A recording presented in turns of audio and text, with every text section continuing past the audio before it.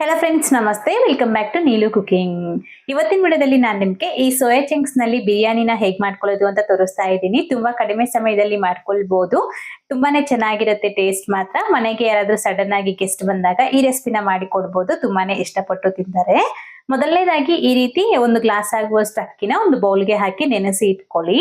ನಾನಿಲ್ಲಿ ಬಾಸ್ಮತಿ ರೈಸ್ ನ ಹಾಕೊಳ್ತಾ ಇದ್ದೀನಿ. ನೀವು ಬೇಕು ಅಂತಂದ್ರೆ ಮಸೂರಿ ಅಕ್ಕಿ ಆದ್ರೂ ಉಪಯೋಗಿಸ್ಕೊಳ್ಬಹುದು, ಯಾವ್ದಾದ್ರು ಸರಿ. ಅಕ್ಕಿನ ಚೆನ್ನಾಗಿ ತೊಳೆದು ನೀರ್ ಹಾಕಿ ನೆನೆಸಿ ಇಡಿ. ಒಂದ್ 15 ನಿಮಿಷ ನೆನೆಸ್ಕೊಂಡ್ರೆ ಸಾಕು. ಈಗ ಮತ್ತೆ ಇನ್ನೊಂದು ಬೌಲಲ್ಲಿ ಒಂದು 3/4 ಗ್ಲಾಸ್ ಆಗುವಷ್ಟು ಸೋಯಾ ಚಂಕ್ಸ್ ನ ಹಾಕೊಳ್ಳಿ. ಒಂದು ಗ್ಲಾಸ್ ಅಕ್ಕಿಗೆ 1 ಗ್ಲಾಸ್ ಆಗುವಷ್ಟು ಸೋಯಾ ಚಂಕ್ಸ್ ಆದ್ರೂ ತಗೊಳ್ಬಹುದು, ಹೆಂಗಾದ್ರೂ ಸರಿ. ನಾನಿಲ್ಲಿ ಚಿಕ್ಕ ಸೈಜ್ ಇಂದ ಸೋಯಾ ಚಂಕ್ಸ್ ನ ತಗೊಂಡಿದ್ದೀನಿ, ದೊಡ್ಡದಾದ್ರೂ ತಗೊಳ್ಬಹುದು. ಈಗ ಇದಕ್ಕೆ ಬಿಸಿ ನೀರನ್ನ ಸೇರಿಸ್ಬಿಟ್ಟು ಚೆನ್ನಾಗಿ ಮಿಕ್ಸ್ ಮಾಡಿ ಒಂದ್ 2 ನಿಮಿಷ ಹಾಗೆ ಬಿಟ್ಬಿಡಿ. ಕೇವಲ ಒಂದ್ 2 ನಿಮಿಷ ಸಾಕು, ಬೇಗನೆ ನೆಂದೋಗ್ಬಿಡತ್ತೆ. ಒಂದ್ 2 ನಿಮಿಷ ಆದ್ಮೇಲೆ ನೀವು ನೋಡ್ಬೋದು ಎಲ್ಲಾನು ಸಹ ಡಬಲ್ ಸೈಜ್ಗೆ ಚೆನ್ನಾಗಿ ನೆಂದೋಗ್ಬಿಟ್ಟಿದೆ. ಈಗ ಈ ನೀರೆಲ್ಲ ಬಗ್ಸಾಕ್ಬಿಟ್ಟು ಈ ಸೋಯಾ ಚಂಕ್ಸ್ ನ ಈ ರೀತಿ ನಾವು ಚೆನ್ನಾಗಿ ಸ್ಕ್ವೀಸ್ ಮಾಡಿ ಎತ್ಕೊಂಡು ಒಂದು ಬೌಲ್ಗೆ ಹಾಕೊಳ್ಬೇಕು.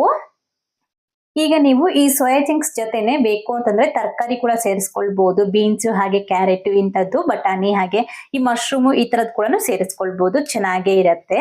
ನಂತರ ಈ ಸೋಯಾ ಚಂಕ್ಸ್ ನಲ್ಲಿ ಉಪ್ಪು, ಅರಿಶಿನದ ಪುಡಿ ಹಾಗೆ ಖಾರದ ಪುಡಿ ಮತ್ತೆ ಗರಂ ಮಸಾಲ ಹಾಗೆ ಚಿಕನ್ ಮಸಾಲ ಮತ್ತೆ ಧನಿಯಾ ಪುಡಿ ಹಾಗೆ ಬಿರಿಯಾನಿ ಮಸಾಲ, ಇಷ್ಟು ಮಸಾಲೆಸ್ನ ಹಾಕೊಂಡಿದೀನಿ. ಎಲ್ಲಾನು ಸಹ ಸ್ವಲ್ಪ ಸ್ವಲ್ಪನೇ ಸೇರಿಸ್ಕೊಂಡಿರೋದು.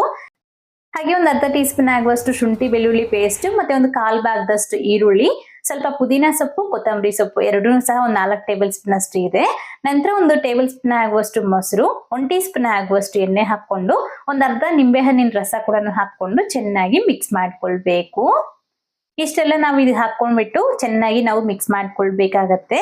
ಅದಕ್ಕೆ ಉಪ್ಪು ಖಾರ ನೀಟಾಗಿ ಹಿಡಿಬೇಕು. ಚೆನ್ನಾಗಿ ರೀತಿ ಮಿಕ್ಸ್ ಮಾಡ್ಕೊಂಡಿದ ನಂತರ ಪ್ಲೇಟ್ ನ ಮುಚ್ಚಿಬಿಟ್ಟು ಒಂದು 10 ನಿಮಿಷ ಪಕ್ಕೆತ್ತಿಟ್ಕೊಳ್ಳಿ. ನಾನು ಆಗ್ಲೇ ಹೇಳ್ದಂಗೆ ಇದ್ರ ಜೊತೆಗೆ ನೀವು ತರಕಾರಿ ಕೂಡ ಸೇರಿಸ್ಕೊಳ್ಬಹುದು.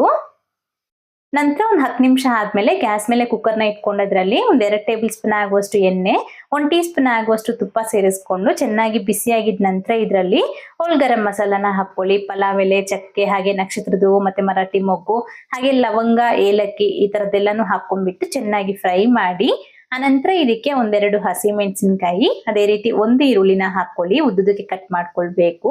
ಹಾಕೊಂಡು ಚೆನ್ನಾಗಿ ಫ್ರೈ ಮಾಡಿ. ನೀವು ಇದೇ ಎಣ್ಣೆಗೆ ಬೇಕು ಅಂತಂದ್ರೆ ಸ್ವಲ್ಪ ಈ ಶಾಜೀರಾ, ಅದೇ ರೀತಿ ಸೋಂಪು ಇದು ಕೂಡ ಸೇರಿಸ್ಕೊಳ್ಬಹುದು, ಚೆನ್ನಾಗೇ ಇರುತ್ತೆ. ಈ ರೀತಿ ಈರುಳ್ಳಿ ಚೆನ್ನಾಗಿ ಫ್ರೈ ಮಾಡ್ಕೊಂಡಿದ ನಂತರ ಇದಕ್ಕೆ ನಾವೀಗ ಈ ಫಸ್ಟ್ ಮ್ಯಾರಿನೇಟ್ ಮಾಡಿ ಇಟ್ಕೊಂಡಿರೋ ಈ ಸೋಯಾ ಚಂಕ್ಸ್ ನ ಹಾಕೊಳ್ಬೇಕು. ಸೋಯಾ ಚಂಕ್ಸ್ ನ ಹಾಕೊಂಡ್ಬಿಟ್ಟು ಚೆನ್ನಾಗಿ ಮಿಕ್ಸ್ ಮಾಡ್ಕೊಳ್ಳಿ. ನಿಮ್ಗೆ ಸ್ವಲ್ಪ ಡ್ರೈ ಆಗಿತ್ತು ಅನ್ನೋದಾದ್ರೆ ಇನ್ನ ಸ್ವಲ್ಪ ನೀರ್ನ ಸೇರಿಸ್ಕೊಂಡು ಫ್ರೈ ಮಾಡ್ಕೊಳ್ಳಿ. ನನ್ಗಿಲ್ಲಿ ಸ್ವಲ್ಪ ಡ್ರೈ ಆಗಿತ್ತು, ಹಾಗಾಗಿ ಒಂದ್ 2-3 ಟೇಬಲ್ ಸ್ಪೂನ್ ಆಗುವಷ್ಟು ನೀರ್ನ ಹಾಕೊಂಡು ಮತ್ತೆ ಮಿಕ್ಸ್ ಮಾಡ್ಕೊಂಡ್ಬಿಟ್ಟು ಪ್ಲೇಟ್ ನ ಮುಚ್ಚಿ ಒಂದ್ 3-4 ನಿಮಿಷ ಹಾಗೆ ಬಿಡ್ತೀನಿ, ಫುಲ್ ಕಡಿಮೆ ಉರಿನಲ್ಲಿ. ಈ ತರ ನಾವು ಫಸ್ಟ್ ಸೋಯಾ ಚಂಕ್ಸ್ ನ ಚೆನ್ನಾಗಿ ಫ್ರೈ ಮಾಡ್ಕೊಳ್ಬೇಕು, ಆಗ್ಲೇ ನಮ್ಗೆ ಟೇಸ್ಟ್ ಚೆನ್ನಾಗಿ ಬರುತ್ತೆ. ಈ ರೀತಿ ಪ್ಲೇಟ್ ಮುಚ್ಚಿಬಿಟ್ಟು 3-4 ನಿಮಿಷ ಫ್ರೈ ಮಾಡ್ಕೊಂಡ್ರೆ ಸಾಕಾಗತ್ತೆ. ಅದಾದ್ಮೇಲೆ ಪ್ಲೇಟ್ ನ ತೆಗೆದ್ಬಿಟ್ಟು ಒಂದ್ಸತಿ ನೀಟಾಗಿ ಮಿಕ್ಸ್ ಮಾಡ್ಕೊಳ್ಳಿ. ಈಗ ಇದಕ್ಕೆ ಒಂದು ಟೊಮೊಟೊ ಹಣ್ಣು ಉದ್ದುದಕ್ಕೆ ಕಟ್ ಮಾಡಿ ಹಾಕಿ. ಅನಂತರ ಇದಕ್ಕೆ ಮೊದಲು ನಾವು ಮಸಾಲೆಸ್ ಎಲ್ಲ ಹಾಕೊಂಡಿದೀವಲ್ವಾ, ಅದೆಲ್ಲಾನು ಸಹ ಮತ್ತೆ ಇನ್ನು ಸ್ವಲ್ಪ ಸ್ವಲ್ಪ ಹಾಕೊಳ್ಬೇಕಾಗತ್ತೆ. ಎಲ್ಲಾನು ಸಹ ಒಂದು 1/4 ಟೀ ಸ್ಪೂನ್ ಅಷ್ಟು ಹಾಕೊಂಡಿದೀನಿ. ಉಪ್ಪು ಮತ್ತೆ ಖಾರ, ಈ ಬಿರಿಯಾನಿ ಮಸಾಲ ಹಾಗೆ ಚಿಕನ್ ಮಸಾಲ ಹಾಗೆ ಧನಿಯಾ ಪುಡಿ ಮತ್ತೆ ಈ ಕೊತ್ತಂಬರಿ ಸೊಪ್ಪು ಮತ್ತೆ ಪುದೀನ ಸೊಪ್ಪನ್ನ ಹಾಕೊಂಡು ಚೆನ್ನಾಗಿ ಮಿಕ್ಸ್ ಮಾಡ್ಕೊಳ್ಳಿ. ಉಪ್ಪು ನಿಮ್ ರುಚಿ ನೋಡ್ಕೊಂಡು ನೀವು ಉಪ್ಪನ್ನ ಹಾಕೊಳ್ಬೇಕಾಗತ್ತೆ. ಹಾಗೆ ಖಾರ ಕೂಡ ಅಷ್ಟೇನೆ, ನಿಮ್ಗೆ ಎಷ್ಟು ಬೇಕೋ ನೋಡ್ಕೊಂಡು ಅಷ್ಟನ್ನ ಹಾಕೊಳ್ಬಹುದು. ಹಾಕೊಂಡು ಚೆನ್ನಾಗಿ ಮಿಕ್ಸ್ ಮಾಡಿ ಪ್ಲೇಟ್ ನ ಮುಚ್ಚಿಬಿಟ್ಟು ಒಂದ್ 2 ನಿಮಿಷ ಹಾಗೆ ಬಿಡಿ. ಆ ಟೊಮೊಟೊ ಹಣ್ಣು ನೀಟಾಗಿ ಫ್ರೈ ಆಗ್ಬಿಡತ್ತೆ. ಅದಾದ್ಮೇಲೆ ಇದಕ್ಕೆ ಈಗ ನಾವು ನೀರ್ನ ಸೇರಿಸ್ಕೊಳ್ಬೇಕಾಗತ್ತೆ. ನಾನಿಲ್ಲಿ ಈ ಗ್ಲಾಸ್ ಅಳತೆಯಲ್ಲಿ 1 ಗ್ಲಾಸ್ ಆಗುವಷ್ಟು ಅಕ್ಕಿನ ತಗೊಂಡಿದ್ದೀನಿ. ನಾನಿಲ್ಲಿ ಬಾಸ್ಮತಿ ರೈಸ್ ತಗೊಂಡಿರೋದ್ರಿಂದ ನಾನಿಲ್ಲಿ ನೀರ್ನ ಸ್ವಲ್ಪ ಕಡಿಮೆ ಹಾಕೊಳ್ಬೇಕಾಗತ್ತೆ. ನೀವು ಮಸೂರಿ ಅಕ್ಕಿ ತಗೊಳ್ಳೋದಾದ್ರೆ 1ಕ್ಕೆ 2 ಕರೆಕ್ಟ್ ಆಗಿ ಸರಿ ಹೋಗುತ್ತೆ. ನಾನಿಲ್ಲಿ ಬಾಸ್ಮತಿ ರೈಸ್ ತಗೊಂಡಿದ್ದೀನಲ್ವಾ, ಹಾಗಾಗಿ 1 ಮುಕ್ಕಾಲು ಗ್ಲಾಸ್ ಆಗುವಷ್ಟು ನೀರ್ನ ಸೇರಿಸ್ಕೊಂಡಿದ್ದೀನಿ. ಸ್ವಲ್ಪ ನೀರ್ ಕಡಿಮೆ ಸೇರಿಸ್ಕೊಂಡಿದ್ದೀನಿ. ನೀರು ಹಾಕೊಂಡು ಚೆನ್ನಾಗಿ ಮಿಕ್ಸ್ ಮಾಡಿ ಪ್ಲೇಟ್ ನ ಮುಚ್ಚಿಬಿಟ್ಟು ಕುದಿಯೋ ತನಕ ಹಾಗೆ ಬಿಡ್ಬೇಕು. ಕುದಿಯುವಾಗ ರುಚಿ ನೋಡ್ಕೊಂಡು ಉಪ್ಪೇನಾದ್ರೂ ಕಡಿಮೆ ಅಂತ ಅನ್ಸಿದ್ರೆ ಹಾಕೊಂಡು ಅಡ್ಜಸ್ಟ್ ಮಾಡ್ಕೊಂಡ್ಬಿಟ್ಟು ಫಸ್ಟ್ ನಾವು ನೆನೆಸಿಟ್ಟಿರೋ ಈ ಅಕ್ಕಿನ ಹಾಕೊಂಡು ಚೆನ್ನಾಗಿ ಮಿಕ್ಸ್ ಮಾಡ್ಬಿಟ್ಟು ಕುದಿಯಕ್ಕೆ ಶುರು ಆಗುತ್ತೆ ಅಲ್ವಾ, ಆಗ ಲಿಡ್ನ ಕ್ಲೋಸ್ ಮಾಡ್ಬಿಟ್ಟು 2 ವಿಸಿಲ್ ಹಾಕಿಸ್ಕೊಳ್ಳಿ. 2 ವಿಸಿಲ್ ಆದ್ಮೇಲೆ ಒಂದು 10-15 ನಿಮಿಷ ಹಾಗೆ ಬಿಟ್ಟು ಅನಂತರ ಲಿಡ್ನ ಓಪನ್ ಮಾಡ್ಬಿಟ್ಟು ಸರ್ವ್ ಮಾಡ್ಕೊಳ್ಳಿ. ನೋಡಿದ್ರಲ್ವಾ ಎಷ್ಟು ಸೂಪರ್ ಆಗಿ ನಮ್ಗೆ ಈ ಬಿರಿಯಾನಿ ಅಂತೂ ರೆಡಿ ಆಗ್ಬಿಟ್ಟಿದೆ. ತುಂಬಾನೇ ಚೆನ್ನಾಗಿರುತ್ತೆ. ಇದನ್ನ ಬರೀ ಮೊಸರು ಬಜ್ಜಿ ಜೊತೆ ಸರ್ವ್ ಮಾಡ್ಕೊಳ್ಬಹುದು, ಚೆನ್ನಾಗಿರುತ್ತೆ. ಈ ತರ ನೀವು ಕೂಡ ಟ್ರೈ ಮಾಡಿ. ಲಂಚ್ ಬಾಕ್ಸ್ ಅಂತೂ ಒಂದು ಒಳ್ಳೆ ಸೂಪರ್ ಆಗಿರುತ್ತೆ ಈ ರೆಸಿಪಿ.